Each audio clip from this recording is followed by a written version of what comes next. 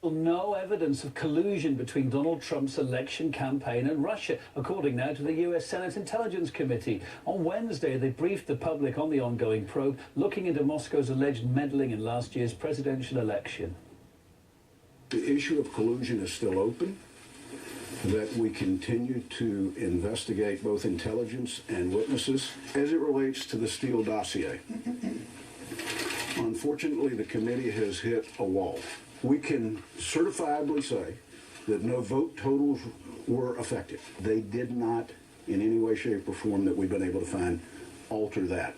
Our channel's also been on Washington's radar. RT's editor-in-chief says that our network's now facing unprecedented pressure in the United States, with both staff and contributors being targeted, although no evidence suggests RT influenced the election. The RT ads on Twitter were almost uniformly anti-Clinton.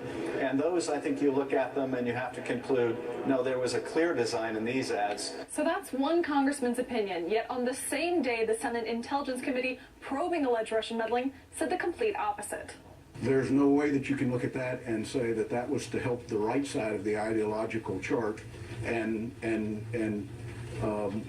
not the left, or vice versa. They were indiscriminate. It seems that the overall theme of the Russian involvement in the U.S. elections was to create chaos at every level. All of this is just the latest segment of the Russians Did It saga, where now all attention seems to have shifted to our channel and its social media ads. Well, it's no secret that RT does advertise on Twitter and other platforms, just like most other media outlets. The Little Blue Bird sang a song of Russian meddling last week in a report that disclosed how much we spent on ads. The sum was $275,000. And it's funny to consider that being able to make a sufficient influence on the election when all the candidates spent about $1 billion. They make it look as if we've done something obscure, shady, or semi-legal, which is, of course, utter nonsense. Twitter contacted us with their proposal before the election. They showed us a presentation of the adverts, told us how much it would cost, and we agreed. Recently, Google became the latest internet giant to jump on the anti-RT bandwagon when it yanked us from its premium ad service in the U.S. without any warning whatsoever. Now, that move is unlikely to have an adverse effect on our channel's reach, as we are already the most viewed news network on YouTube. In fact, last month, we hit the milestone of over 5 billion views. Nevertheless, this ban only adds to the mounting pressure on the channel. Until recently, no active measures, except those targeting our reputation, have been taken against us in the U.S. specifically. Nowhere else have we ever experienced the kind of pressure that we experience today in the U.S., to the point of virtually being forced out of the country. Washington is absolutely insane with the idea that RT is out there. They want to condemn it as somehow Russian propaganda. But the fact of the matter is, whether you love RT or hate RT, the idea that the U.S. government can tell you what you can watch and can't watch, the idea that there's a government censor or something like Google in bed with the government telling you what you can or can't watch, this is like something out of 1984.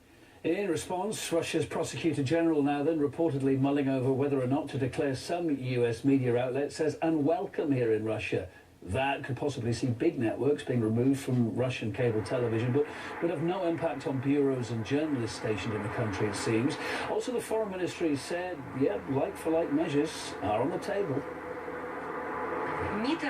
The Russian Foreign Ministry can take countermeasures against journalists representing media outlets of countries that have restrictions on Russian journalists. Another element to this, in the week, WikiLeaks editor Julian Assange weighed in on the issue as well, tweeting a mock guide to modern Western journalism. His advice for being a reporter in 2017 is to take a random global news story, basically link it back to Moscow, suggesting the Kremlin is pulling the strings somehow. Hey-ho. Meantime, Donald Trump, too, took to Twitter to ask why American intelligence officials aren't looking into US news outlets and their possible role in manipulating public opinion with false reports. We heard from the director of Grassroots Political Consulting about this. He told us he shares the president's concern over the state of American media right now. We have about 5 corporations that control our entire media apparatus. People are profiting off of them, and it's completely controlled. And at the same time, you have Congress investigating and seeking regulation on free media, any alternative news media coming from international sources like this channel to bloggers, social media, now Facebook having to go troll through with physical people, so many different news stories. That their focus is on shutting voices of anything that's not mainstream media. And it was an interesting tweet from President Trump.